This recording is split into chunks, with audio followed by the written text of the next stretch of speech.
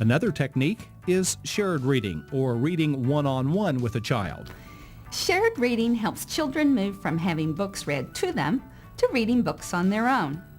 Shared reading techniques offer children support while they are developing their ability to read.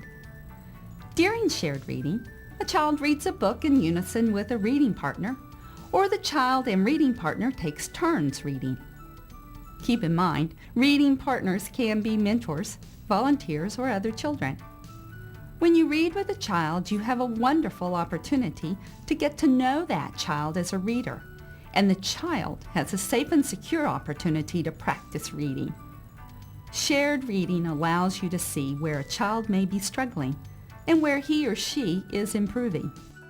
Let's pick a book for shared reading, Bart. Okay. For shared reading, first, select a good book. Choose a book you and the child will enjoy reading over and over again and that matches the reading level of the child. Select something simple to start. You can always choose something more difficult later.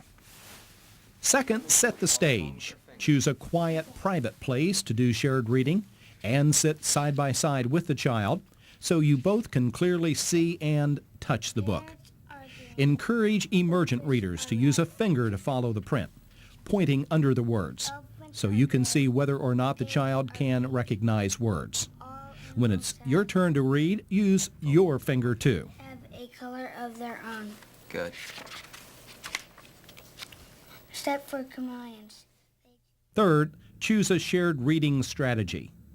There are several strategies in shared reading that a reading partner can choose. They are picture reading, sightings, echo reading, unison reading, discovery reading, whisper reading, stop and go, solo reading. First, choose strategies that provide maximum support and gradually move to those strategies requiring the child to take the lead. Picture reading and sighting strategies focus on building children's problem-solving capabilities by encouraging them to use print and picture cues. Here's a first picture. What time of day do you think it is? Nighttime. Nighttime.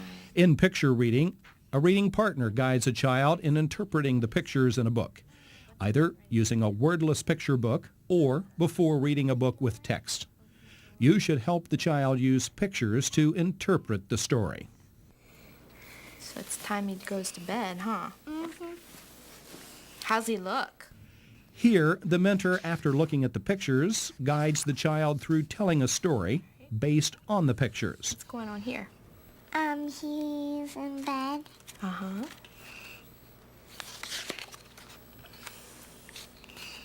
He's getting out of bed and he thinks he's gonna open the door. Sighting is a great way to acquaint a child with print and practice punctuation before starting to read a book. Can you find the smallest word on this page? This one. Can you find a smaller one? Are there any smaller ones? This. That's good. Yeah, That one's smaller. that one has 2. What about- that one has 2. Mm-hmm. What about the biggest word? Do you see a big word? This one. There is a house, There is a house. a napping house. A napping house. During echo Where reading, a everyone reading is partner sleeping. reads a section of a book to a child, and the child then reads the same passage back to in the that reading house. partner. And in that house, There is a bed, there is a bed. a cozy bed. What? In unison reading, a reading partner and a child read the same passage aloud at the same time, reading in unison. This strategy allows a child to pause at unfamiliar words and hear a reading partner say them. Mother bear, I am cold. See the snow? I want something to put on. Discovery reading. What do you see? I see a red bird looking at me. Red bird, what do you see? I see a Yellow duck looking at me. yellow duck, what do you see? I see a Blue horse looking at me. blue horse. During discovery reading, a reading partner guides a child through a familiar or predictable book, asking child to fill in the repeated phrases. Here, the mentor uses a pattern book, Brown Bear, Brown Bear. See. I see a White dog looking at me. white dog. Whisper reading. Breakfast time. And everyone was at the table. Whisper reading involves a reading partner reading a passage into a child's ear while the child is reading aloud. And then the partner and child change roles. Eating her egg too. Francis was eating bread and jam. This is called Frog and Toad by Arnold Lobo. We're going to do what's called stop and go. Where I'm going to read, and whenever you're ready to read, you give me our signal, and then you read, and when you want me to start again, just give me that signal. Ice cream. One hot summer day, Frog and Toad sat by the pond. I wish we had some sweet, cold ice cream, said Frog. What a good idea, said Toad.